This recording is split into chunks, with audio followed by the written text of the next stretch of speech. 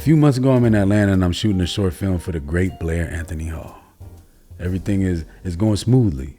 Then all of a sudden we run out of time. We didn't have any more money, so we did what any filmmaker would do in that situation. We grabbed all of our stuff. We sat outside in that cold Atlanta rain and we cried. Mostly Blair cried, right? I looked at Blair and I said, "Get yourself together, Blair. We gotta finish this short film." He cried a little more, so I grabbed him and I shook him and I said, "We can't give up." He snapped himself together and we got all of our stuff and we headed over to his apartment and we finished that short film. One of the scenes we shot at his apartment is the scene that I'm gonna show you right now.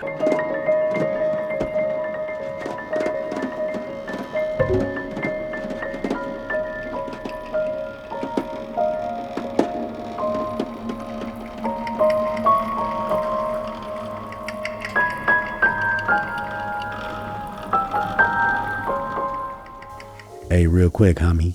If you ain't been here before, I'm Paul. I'm a cinematographer. I make short films. I'm going to link them. If you have not watched it, take some time, watch it. Let me know what you think, okay? When I'm not doing that, I'm working on videos for small businesses. Sometimes I work on corporate stuff. And sometimes I'm doing this YouTube thing, all right? And because I'm doing this YouTube thing and we love each other like family loves each other, leave me a like, leave me a comment, all right? Let's break down this lighting thing. All right, I'm gonna ask for some forgiveness because I didn't have any BTS because, you know, like I said, it was a last minute thing. So I took some stuff on my cell phone and that's what we're gonna take a look at today. Okay, so this is the situation we were in. We're in a living room. It's an apartment. It's not huge. We got a lot of gear. We got a lot of things in the way. It's like 2 a.m. So how are we gonna do this? So I looked around the apartment and I found a way to maximize our space. He had a balcony and I said, why don't I throw a light out there and shoot a light through this door? That gives us a little bit more room to play with, okay? So we did that. We had already decided what the look that we wanted. So we decided on some colors and we decided that we wanted a light to kind of like emphasize his eye, okay?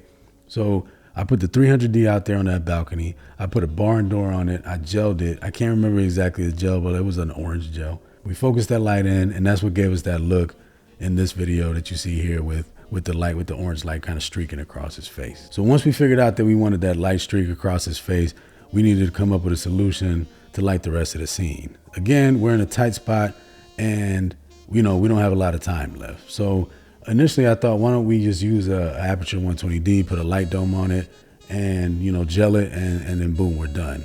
But I knew that if we did that, we'd have to figure out how to light the rest of the room because the rest of the room would be too dark. I also knew that the windows behind him were really dark. I don't know how we came up with this. Again, it was like 2 a.m, but I threw the Aperture Nova in this back room. I set it to a color that I wanted, like tealish mint type color. And I bounced it into the room, onto the ceiling, and it kind of filled the room up and it created the right amount of shadows. It gave us the look that we had in our head. It also did something that I didn't plan for, which was it kind of helped us with the situation with the windows behind him. It almost gave the illusion that color was coming from outside those windows. So it kind of gave us that depth. It kind of, it just made the image more dynamic. At this point, we were pretty much done, right? The only issue that we had was that when I was kicking that Nova through that door, it was bouncing off that white door and it was just giving us too much of a reflection in the window. And then Blair jumped in and saved the day. He said, let's throw this black sheet on the door. And then, that cut that white out and we were good to go. In a short matter of time, we came up with this concept and we executed. It was a little trial and error and we got it done, right? We got the shot that we needed. Blair's short film was completed and we didn't have to spend any more money. So the moral of the story, if you're working on a project and you run out of time and you run out of money, don't be like the Blair Anthony Halls of the world. Don't sit outside in that cold Atlanta rain, crying your eyes out. Woe is me. What am I gonna do? Be like Paul. Grab a hold of yourself, shake yourself loose and say, I'm gonna find a solution. All right. If you found this video helpful at all, give me a like, give me a comment. All right. I think that's it for today. I'm gonna see you next time.